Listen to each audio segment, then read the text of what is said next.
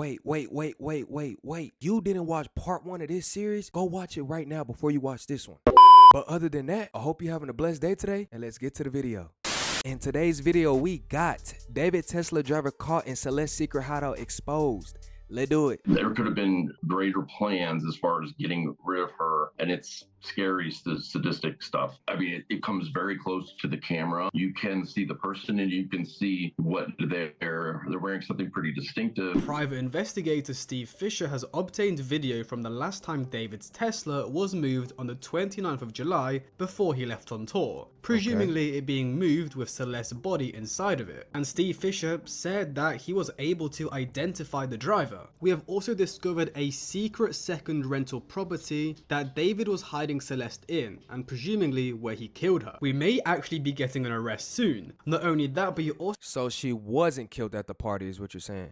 Discovered that they had plans to hide her body or get rid of it in sadistic ways. This is absolutely insane. Let's just get right into it. But I will say this, there are some things that, and I'm talking physical evidence that was at that house that is, there could have been greater plans as far as getting rid of her, and it's scary, sadistic stuff. Okay, but why would you want to do this to a teen? This young of a girl. I know for a fact she didn't do nothing to him to make him feel like he's in fear of his life. That's crazy. That's why we're trying to learn more about that. And it doesn't have to do with how she died, but maybe how they were planning on ultimately getting rid of her, and how maybe that Tesla was just a holding spot at the time, and things just, their timing was just off as far as getting this done. There are some other items that were found at the house that weren't taken during the search warrant. And, search warrants are limited, right?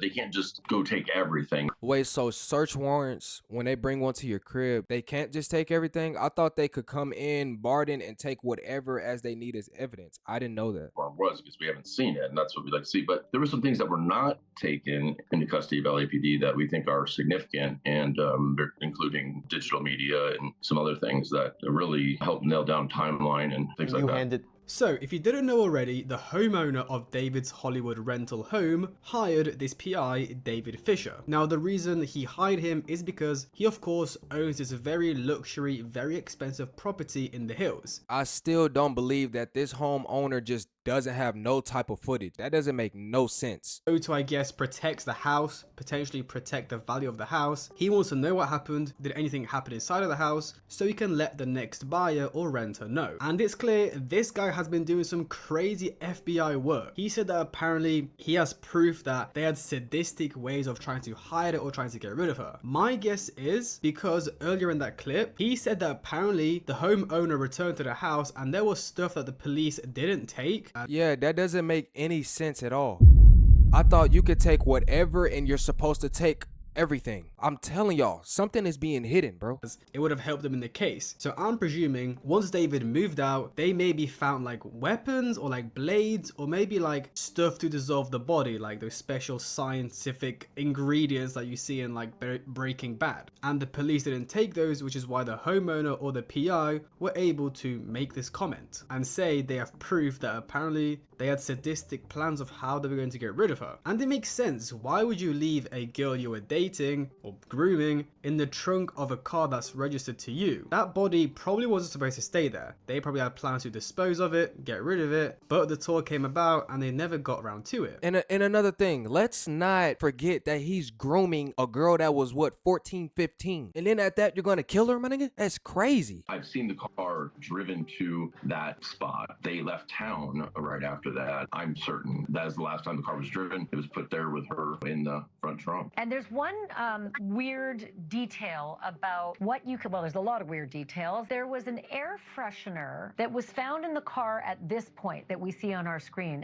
where it was abandoned. Was that air freshener also hanging from the rear view mirror when it drove off from David's house? Wasn't, but the window was half to 3/4 of the way down, which is... So hold on, let me get this straight. You're telling me that whoever murdered this girl came back and put an air freshener in the car thinking that was gonna make the smell of the body go away? Which is odd because it was a very short drive. On that day, this is the very end of July, July 29th, it was like 78 degrees at that time in the morning. And if it was on the street where the house is, so it's shaded by the house. You know, if you're going, I don't know why the window would be rolled down unless there's something, you know, offensive there. And then all of a sudden, you know, one of the first things I picked up on when the news first broke, her being found in there, where they were towing the car away from the impound lot to LAPD, was why on a $104,000 car is there a Christmas tree air freshener hanging from the mirror? Yeah, It that's seemed stupid. odd to me, but I guess maybe they thought that would help, you know, mask it Which is the most dumbest shit in the world. What type of killer is this, bro? for when they had to move the car again. But talk to me about the date of this video,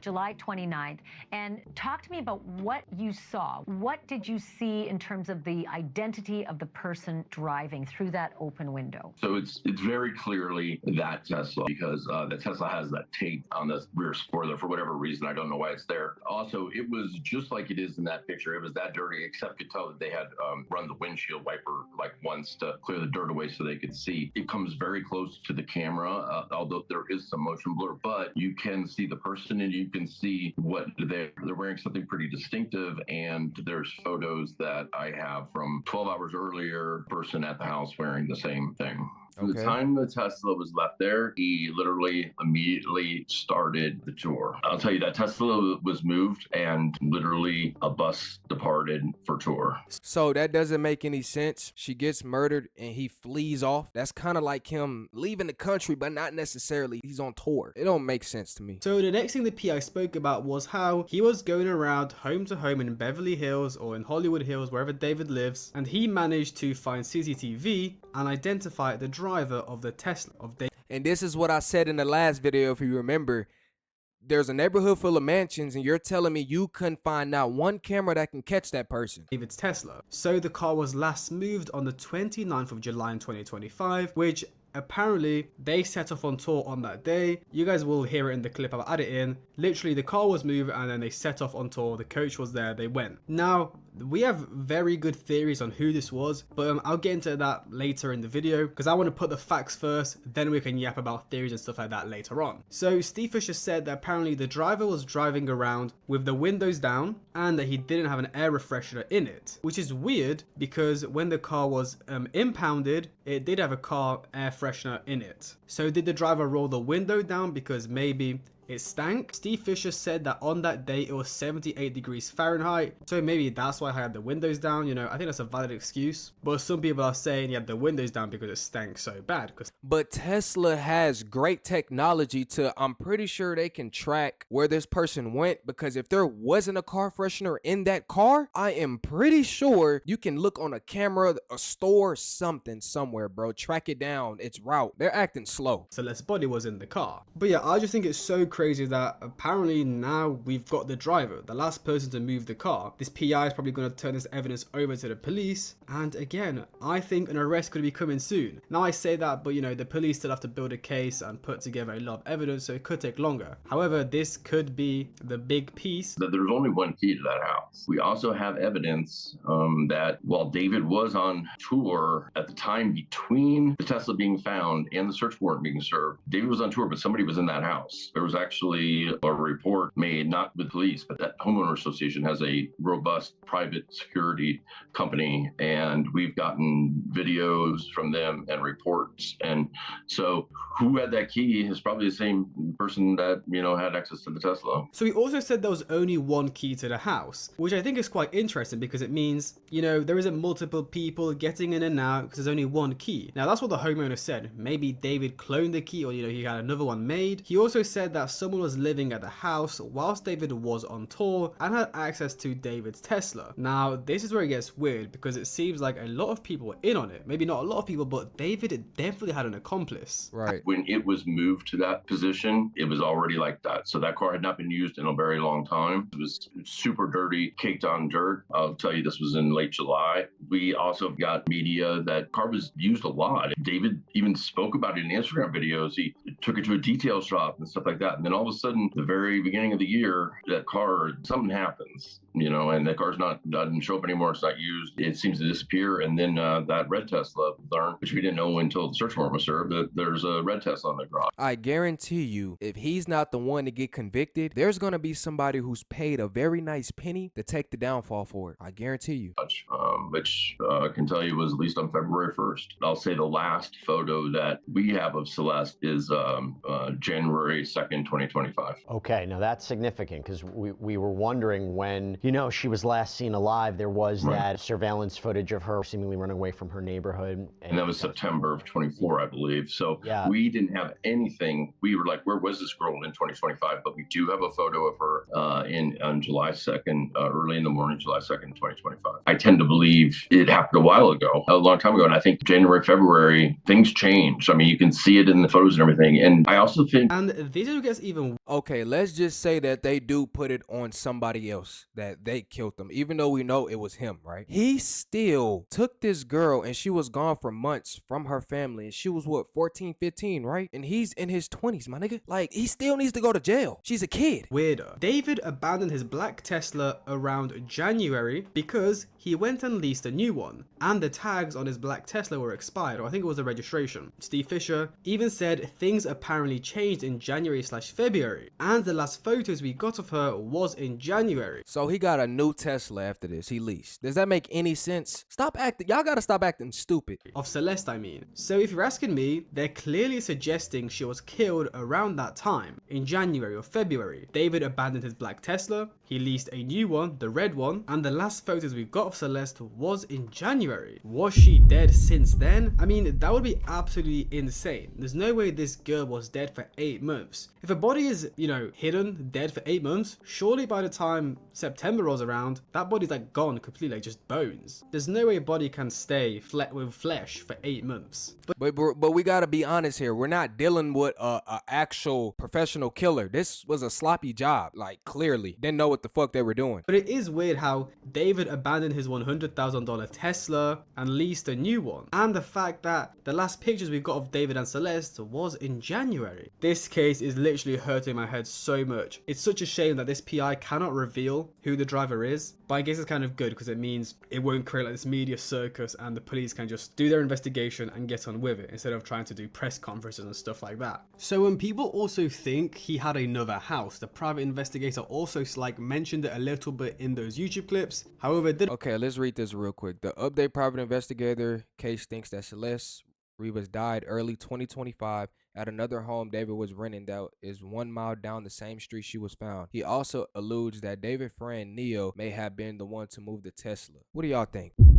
They both helped each other, and I guarantee you his friend that has been brought into the picture is going to be the fall guy, and he's going to be paid very well. Now here, a Redditor posted some sort of proof that David was renting 2 different properties. Proof David rented his first place in Hollywood while still renting a second, Celeste's secret hideout. Following on from what the other post regarding his first rented property, why wasn't it searched? Was this where he kept Celeste whenever he went out of state touring? Do people not know that you can make fake rental statements? Like, come on, bro. Nobody is that stupid. Did the incident actually happen at this address? It's effectively the same street 1 mile down from where she was eventually found. And this is a bathroom of that second property. You can see they have the painting, and this is the painting here on the photos. You can see David at the place on Celeste's TikTok. Nice, this is indeed the same location. This proves she was at his residence at that time. And there's another picture of the property. So they had the kitchen live stream here. This was like 3 AM I remember. And then this is the kitchen of that second secret rented property. More, the bedroom, and oh my god, they have the paintings above the bedroom. But my thing is, why get a crib 1 mile down from your house? What sense does that make? Just get a bigger crib. And this is like the stock photos they used to list the home. And you can see them, Celeste and David in the bed in front of those same paintings. And you can see it's only a couple minutes down from where David lived in his Hollywood Hills mansion, a 4-minute drive, 4-minute drive. The rental properties are only 4 minutes apart. Bluebird Avenue, where the car was last parked in late July, is only 3 minutes from the Doheny house. And you can actually see the property listing here. So this is the kitchen the live stream was in. This is the bathroom. and it's got that same painting that they were literally pictured in front of. Wow, this is insane. So they literally had a second secret property that David was probably hiding Celeste in. So actually there's a full TikTok here showing us, so obviously this is the bathroom, David in front of the painting in the bathroom. Now some people are just saying this was probably an Airbnb, but again, he maybe needed somewhere to hide Celeste, so he rented out this Airbnb or rented out this apartment or house to hide her there. Because again, there's no way this little 13-year-old girl was living with him while she was 13, bro. I thought she was 14 or 15. This is even worse. Arrest this man, bro. Arrest him. he had his manager and entourage round in the house. I mean, I hope that LAPD investigated this place, because if they didn't, they're missing out on a lot of evidence, and David probably hid evidence there. And I wouldn't be surprised if this is the house that she died in. All is starting to make sense now. He's of course not going to kill her in his multi-million LA Beverly Hills mansion. He's gonna kill her in the little Airbnb they were renting where he was hiding her just down the road. Let me know your guys' thoughts in the comments, because look, David is famous. He probably had a big entourage, had a lot of friends living in that house. They did say it was a party house. That's why I don't really want to throw names around, because you know, these may be innocent people who had no idea. However, David had a lot of close friends who were his assistants, or like they weren't even his assistants. Man, y'all stay tuned to this series, because this is getting crazy, bro. Stay tuned to the next video, man. I'll see you guys in the next one. Peace.